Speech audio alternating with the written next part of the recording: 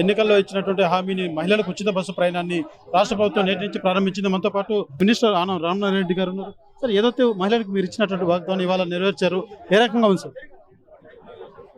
ఈరోజు రాష్ట్ర మహిళల్లో ఒక అనూహ్యమైన స్పందన, వాళ్ళల్లో ఒక ఆనందోత్సాహాలు, తమ కుటుంబ సభ్యులు అందరం కలిసి, అలాగే గతంలో కూటమి ప్రమాణాల్లో ఒకటైన సూపర్ 6లో భాగం ఈ యొక్క ఉచిత బస్సుని ఈరోజు 79వ స్వాతంత్ర సమరోత్సవాల్లో చంద్రబాబు నాయుడు గారు, పవన్ కళ్యాణ్ గారు, లోకేష్ గారు ఆధ్వర్యంలో ఈ కార్యక్రమం ఇవాళ ప్రారంభించడం అనేది వాళ్ళు చాలా ఆనందపడుతున్నారు.